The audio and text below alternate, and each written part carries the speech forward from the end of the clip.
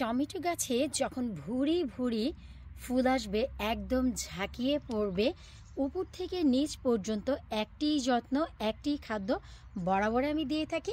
আজকের ভিডিওর বিষয়বস্তু তাই থাকছে। হ্যালো এভরিওয়ান, আসসালামু আলাইকুম। কেমন আছেন আপনারা সবাই? আলহামদুলিল্লাহ, আমি তো অনেক ভালো আছি। আশা রাখছি আপনারা সবাই ভালো আছেন। এই জুলাই মাসে ওয়েদারের অবস্থা দেখেন, ঝড়ো হাওয়া, বৃষ্টি আর বৃষ্টি হয়েই যাচ্ছে। তারপরেও আমি আমার টমেটো গাছে যখন অনেক বেশি ফুল আসে, একটি মাত্র খাদ্য দিই বরাবরই প্রতি বছর। তো ভাবলাম আপনাদের সাথেও শেয়ার করি। তো চলেন বর্তমানে আমার টমেটো গাছগুলোর কি অবস্থা সেটা দেখে নিই, আর কি খাদ্য আর কি যত্ন আমি দিচ্ছি এই সময় আপনাদের সাথে একটু শেয়ার করি। আশা রাখছি আপনাদের সবার অনেক উপকারে আসবে। আপনারা সবাই জানেন, এর আগে আমি শেয়ার করেছিলাম যে আমার বাসার ফ্রন্ট সাইডে যেখানে অনেক রকম ফুলের গাছ থাকে, সেই ফ্রন্ট সাইডেই কিন্তু আমি আমার টমেটো পটগুলো রেখেছি, গার্ডেনে জায়গা হয়নি বলে। এর আগে আমি একটি মিল্ক ফার্টিলাইজার দিয়েছিলাম, যা দেখে আপনারা অনেকেই ঘাবড়ে গিয়েছিলেন যে আপু গাছগুলো মরে যাবে কিনা বা কোনো প্রকারের কোনো ক্ষতি হবে কিনা। আলহামদুলিল্লাহ, আপনারা দেখতেই পাচ্ছেন গাছে কিন্তু ভুরি ভুরি টমেটো ফুল এসেছে। এবং টমেটো গাছগুলো আমি কিন্তু আনাচে কানাচে রেখেছি। আপনারা সবাই জানেন যেখানে আমার সিম গাছ রয়েছে, ঠিক তারই পাশে আমার এই টমেটো গাছ।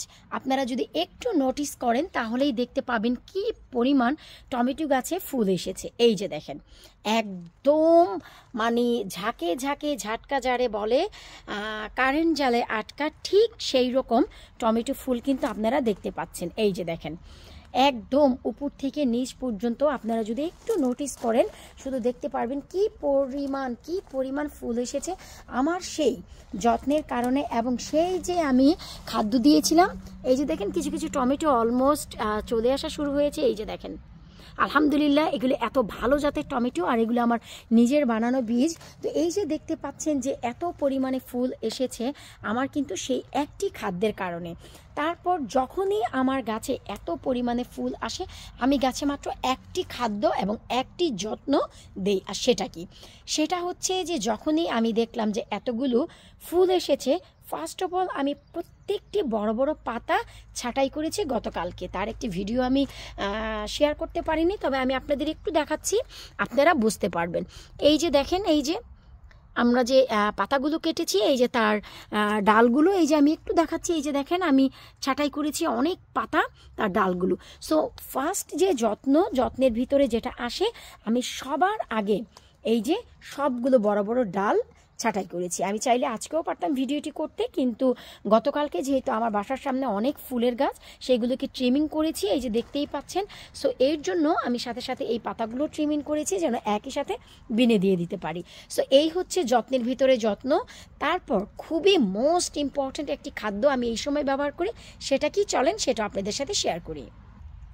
এখন শুধু আমি এই যে গাছের গোড়াতে একটি সার প্রয়োগ করব। আর এটি কি সার আপনারা নিজেরাই বলেন তো? এটি আসলে আমি বেশ কিছুদিন আগেই আপনাদের সাথে শেয়ার করেছিলাম আলুর খোসা দিয়ে একটি সার, যেখানে রয়েছিল ফুল পটাশিয়াম। আমি কি আসলে বৃষ্টি হচ্ছে কি বলবো, দেখেন আমি পুরোই ভিজে যাচ্ছি। আমি যে আলুর খোসা দিয়ে একটি সার বানিয়েছিলাম, আমি জানি যে বৃষ্টিতে আসলে একদম সব কিছু ক্যামেরা আমি একদমই ভিজে যাচ্ছি। এখন অনেকেই বলবেন যে না, আসলে বোধহয় বৃষ্টি হচ্ছে না। এই যে ভাই দেখো রে, এই যে এই বৃষ্টির ভিতরে আমি আপনাদের জন্য কিন্তু ভিডিও বানাচ্ছি। এই যে দেখেন প্রচুর বৃষ্টি হচ্ছে, এই যে দেখেন, এই যে। সো আমি খুব কুইক করছি, এই জন্য আসলে আমি কি বললাম। তো আমি কিছুদিন আগে আপনাদের সাথে শেয়ার করেছিলাম যে আলুর খোসা দিয়ে একটি সার বানিয়েছিলাম যেখানে প্রচুর পরিমাণে ফসফরাস থাকে। সো আমি কিন্তু এই পর্যায়ে এই ফুলগুলো আনার জন্য পটাশিয়াম ব্যবহার করেছিলাম আপনাদের সাথে নিয়েই, তারপর একটি মিল্ক ফার্টিলাইজার। সো এই যে অধিক পরিমাণে কিন্তু আমার ফুল চলে এসেছে, তাই না? এখন হচ্ছে আমার দরকার ফসফরাস কেন দরকার? যেন এই ফুলগুলো আমার সব টিকে যায়, এই ফুলগুলো যেন সবগুলো টিকে যায়, সবগুলো থেকেই যেন ভালো মানের আমি টমেটো পাই। ভাই রে ভাই, এত বৃষ্টি হচ্ছে, আমেনা বুড়ির হ্যাটটাও নিয়ে নিয়েছি, ক্যামেরা থেকে শুরু করে আমরা সব ভিজে গিয়েছি। বেসিক্যালি আমি চেয়েছিলাম আজকে খাদ্যটা দিতেই হবে, কারণ 41 ঘন্টা যাবৎ টানা বৃষ্টিই হচ্ছে। মাত্র 2 মিনিটের জন্য বৃষ্টিটি বন্ধ হয়েছিল, ভেবেছিলাম যে বৃষ্টি বোধহয় চলে গেছে, তাই আমি ভিডিওটি করার জন্য এসেছি। যেই শুরু করেছে বৃষ্টি, গুড়ি বৃষ্টি শুরু হয়েছে, ভাবলাম যে না মানিয়ে নেওয়া যাবে, কিন্তু দেখলাম যে না, অনেক বেশি দ্রুত হারে বৃষ্টি চলে এসেছে। তো কি আর করব, তাই আমি আজকে লিকুইড খাদ্যটি দিতাম না, যেহেতু বৃষ্টিতে টানা 41 ঘন্টা বৃষ্টির পর বুঝতেই তো পারেন যে পটের মাটি কিন্তু অলমোস্ট ভিজাই। কিন্তু আমি যে কাজ করলাম, আমি যেই পরিমাণে খাদ্য দিয়েছি সেই খাদ্যে আমার এই মাটি যতই ভিজা থাক, পানিগুলো এবং লিকুইড খাদ্য পটের নিচে মোটেও যাবে না। কারণ এই সময় ফসফরাসটি খুবই প্রয়োজন আমাদের এই এত চমৎকার যে টমেটো ফুলগুলো টিকিয়ে রাখার জন্য। বরাবরই আমি টমেটো গাছের যত্ন এভাবেই করি যে আমার টমেটো গাছে ফুল আনা, টমেটো গাছটিকে হেলদি এবং রোগমুক্ত রাখার জন্য আমি মিল্ক ফার্টিলাইজার দেই। আসলে বৃষ্টিতে কি করব, দেখেন কি অবস্থা। মিল্ক কি করব বলেন তো, আমি যে মিল্ক ফার্টিলাইজার সারটি সেটা ব্যবহার করি, তারপরই আমি 2 থেকে 3 সপ্তাহ পর ব্যবহার করি পটাশিয়াম।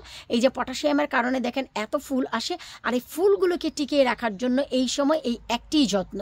তার ভিতরে হচ্ছে বড় পাতাগুলি ট্রিমিং করতে হবে, আর একটি খাদ্য সেটা হচ্ছে ফসফরাস। আর সেটা কোথা থেকে আসবে আপনারা পেয়ে যাবেন, সেটা হচ্ছে আলুর খোসা সার থেকে। আর আলুর খোসা দিয়ে কিভাবে আপনারা ঘরোয়া পদ্ধতিতে সার বানাবেন, যার একটি পার্সোনাল ভিডিও আমার চ্যানেলে অলরেডি আমি দিয়েছি, আপনারা চাইলে সেখান থেকে দেখে নিতে পারেন। আশা রাখছি আজকের এই ভিডিওটি আপনাদের খারাপ ভালো দুটি মিলিয়েই লেগেছে। আসলে কিছু করার নেই, চেষ্টা করেছি আপনাদের সাথে এই সময় রাইট ওয়েতে একটি ভিডিও শেয়ার করতে। তো এখন আমি দৌড় দিয়ে ঘরে চলে যাচ্ছি, একদমই ভিজে গিয়েছি, আমার জ্যাকেট পুরো ভিজা। এই যে দেখেন, আপনারা যদি একটু নোটিস করেন ভীষণ ঠান্ডা লাগছে। তো বিদায় নিচ্ছি ভাই আজকের মতো। অবশ্যই আপনারা আপনাদের টমেটো গাছে এই খাদ্যটি দেওয়ার চেষ্টা করবেন, তবেই টমেটো গাছে ভুরি বাম্পার ফলন পাবেন। আল্লাহ হাফিজ।